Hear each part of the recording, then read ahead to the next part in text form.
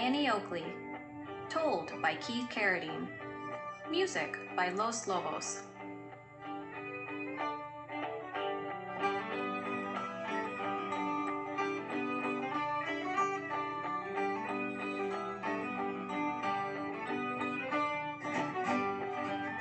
I fell in love with Annie the first time I saw her ride into the spotlight.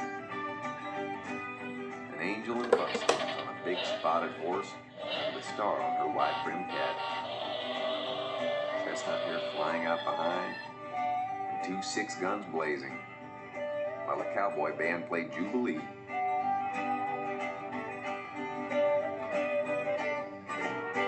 May 16th, 1901. I'll not forget that day.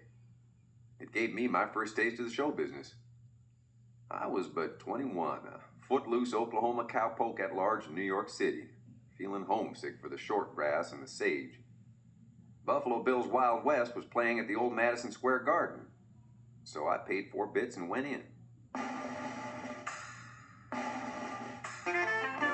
Annie Oakley always opened the show, right from the day Colonel Cody hired her. He figured with so much gunplay and noise on the program, the audience needed a little reassurance right off the bat. So out he'd send this tiny gal on a great big horse, and she'd commence an astounding display of prowess with the shooting irons. It calmed down women and children to see such a spectacle. I can't vouch the same about the men. Annie'd circle the arena plugging colored glass balls tossed up by her husband, Frank Butler, who was a crack marksman in his own right.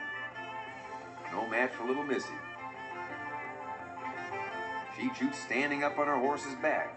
She'd hit hen's eggs, champagne corks, Indian head pennies. She'd snuff a candle at 50 paces, sighting backwards through a mirror.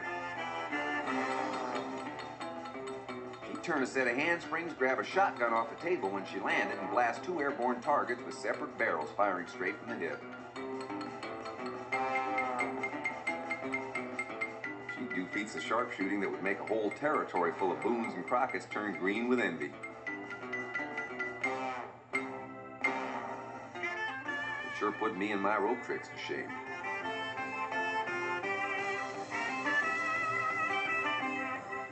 Annie was at the very zenith of her glory that night in New York. She traveled all over Europe with Colonel Cody's show, met practically all the crowned heads, even took a pot shot at 1 or 2 of them. There was probably no better known lady in all America. Wherever she and Frank Butler stepped out, crowds would gather. When they walked through the doors of Delmonico's restaurant, the millionaires stood up and cheered her. Companies wanted to paste her likeness on every possible product. Birdshot, cigars, ginger snaps. That pretty little gal come a long way from her humble beginnings. She entered the world as Phoebe Ann Moses in the woods of Darke County, Ohio, the year before the Civil War broke out, 1860. Everybody called her Annie.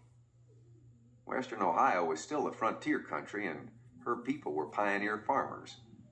When Annie was but 6 years old, her daddy, Jacob Moses, caught the frostbite riding home through a blizzard in an open wagon and died. With him gone, the family fell onto hard times.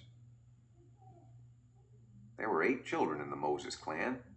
Annie was number 5, and all but the baby was girls.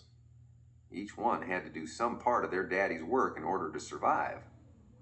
Annie spent all her days trying to catch wild critters for the supper table, using little traps like Jacob had done. A couple of years passed, and they barely scraped by.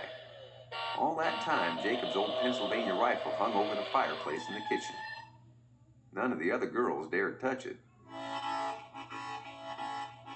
So one morning, when her ma and the rest were out chopping weeds in the cornfield, Annie snuck off into the woods with Pa's shooting iron. She must have poured a mite too much powder, for the rifle kicked like a mule and broke her nose. But that first shot also brought down a fat partridge. A child don't forget an achievement like that. Well, it finally become clear that they just couldn't make it on the farm, so the family busted apart. The oldest girl married and went off to Cincinnati. Another run over to Indiana. Annie found herself farmed out to an orphanage. By and by, a nice, well-spoken man named Wolf come along looking to hire some help for his wife. The lucky child who went home with him would live in a fine house and wear